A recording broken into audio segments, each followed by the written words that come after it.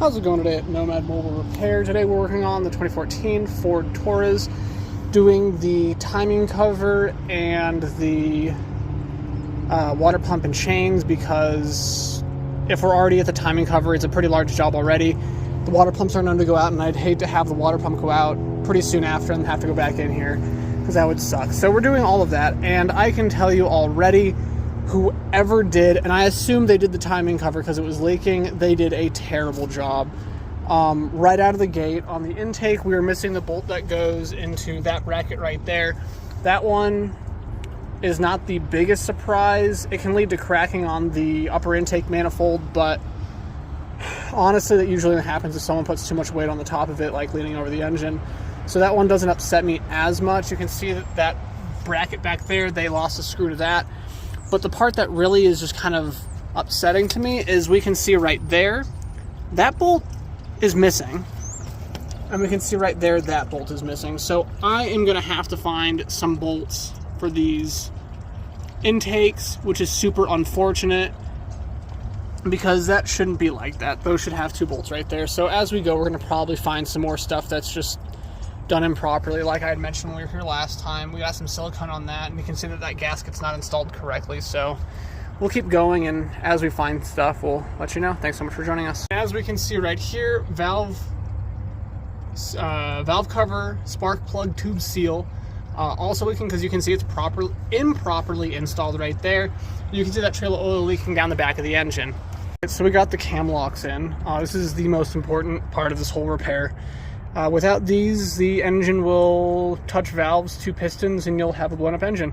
And there is some tolerance for that, but as we're going, we keep finding issues. I'm wondering why the cam locks won't go all the way in, you know, knowing that this has definitely been serviced relatively recently. And you can see right there, they just ran paint right on the cam lobes to line it up. You know, that's just wild. Like, the reason why it's not going all the way down, and you can see right there, I still have a little gap, is because it's not correct. So, you know, as we go, we keep finding problems. And we find more problems. That's the front crank seal. You can see the cording in that seal is just destroyed. So, you know, there was definitely an oil leak on that. Now, the belts are both oil soaked, so I'm not super thrilled about that. And if you look at this crank, we do see that there is a little bit of a lip on that. Whether that's going to be causing an oil leak is kind of hard to say.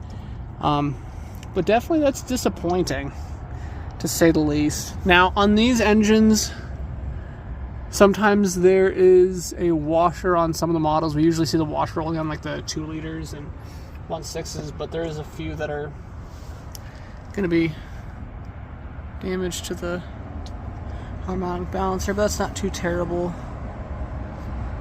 Yeah, unfortunate. We keep finding more problems. And it appears to be the final gift of doing this water pump. That bolt right there, they rounded it off. So I am having to extract it. They rounded off 2 bolts, but one of them I was able to get off. Not too bad. Definitely the one right there, though, is not wanting to go at all. So we are trying to get that to come off, and it is fighting us, so wish us luck. New chains on, water pumps on. Downside, we're still needing to get those 2 bolts that were destroyed. We're missing, I believe, 5 valve cover bolts, so we're gonna have to go get some of those this evening. Unfortunately, we are not gonna be finishing this up today. Most important thing to do is run the engine over 2 full rotations and then put all the cam lock tools back in. On this engine, you set the crankshaft to that little dot right there. Now, I've already turned it over 8 times, checked it each time, so we are good to go on that. And then those are the cam lock tools. It's going to be Ford part number 303 1248. Now, there's a few kits out there. We have this one right here, and then there's one more that I have, but I definitely know that it was not this engine because it's for 3 liters, very specific for that. We have to just get those pump bolts. Like, I could get the front cover on right now if it wasn't for that, but unfortunately we're going to have to leave to go get that 2-bolt combo. They're those 2 right there. But so long as the engine rotates freely, that is exactly what you want. Now, one of the things that is going to happen is because there's no oil pressure, even though this is a mechanical tensioner, it is going to bounce a little bit. Once it gets tension and has oil pressure, it'll be nice and tight. But this is one of the things that when you take off the chain sometimes and you don't replace the tensioner in chains, you'll end up having it where the engine has a chain slap, and that can be super frustrating. So definitely something to keep in mind when doing these jobs. Thanks so much. How's it going? So we're just getting finished up, or we're nearing finishing up on this 3.5 Ford. One of the only other things that we've found, other than someone put new RTV on old RTV on the front cover, which is why that was leaking, as well as we saw a few other things like they didn't seal the main bolts for the cover right, and then on top of that we had issues with now what appears to be the pressure power steering line, and the power steering pump was recently replaced, and it looks like they either didn't tighten that down or they didn't realize that it was leaking out of the center spot. And it's really hard to tell just because of the fact that, you know, I have oil from everything soaked to that area. So once this is all cleaned up, we're going to throw some power steering fluid in it. We took it apart, we checked, we didn't see a Teflon seal on it, but we did throw a little bit of sealant on there, so we'll see if that fixes the issue. But if it doesn't, it's going to need that high pressure power steering line. But we're just going to keep cracking on this. Thanks so much for joining us. How's it going? We're just finishing up on the Ford Taurus timing job.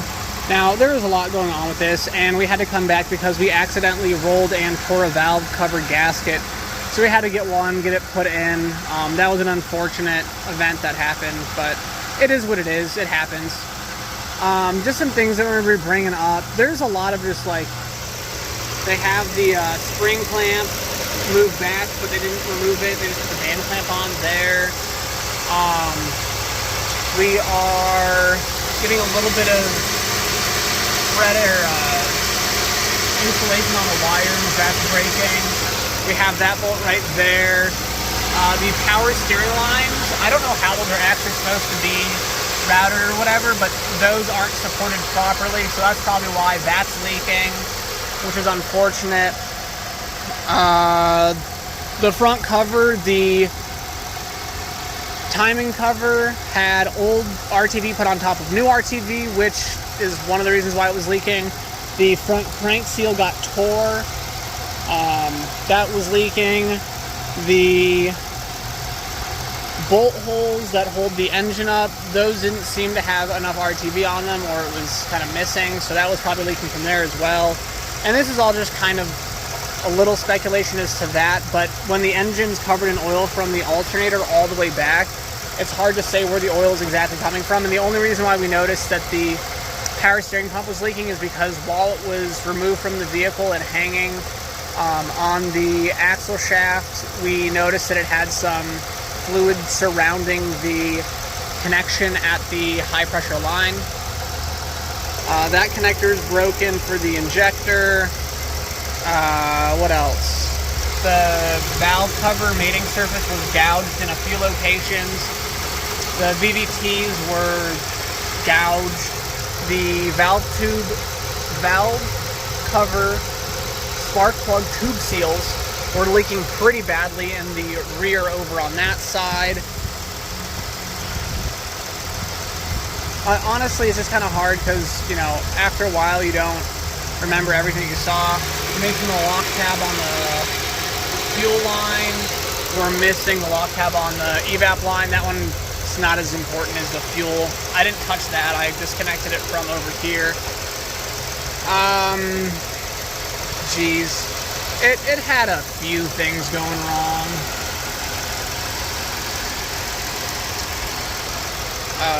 Tabs are broken. But yeah, other than that, it's running good. Pretty happy with how that turned out. Cleaned it up real nice. Sealed it up. I think it'll be good for a while. And then once we get that power steering pump corrected, or the power steering high pressure line corrected, I think this will be a-okay and won't be leaking at all. At least for a few years, you know. RTV gaskets eventually fail. But that's what we've got going on. I know I'm missing more stuff, but there was a lot of things that were just put together half-hearted. Valve cover bolts were missing on both valve covers. What else? I don't remember what else. But yeah, thanks for joining us. This is Nomad Mobile Repair.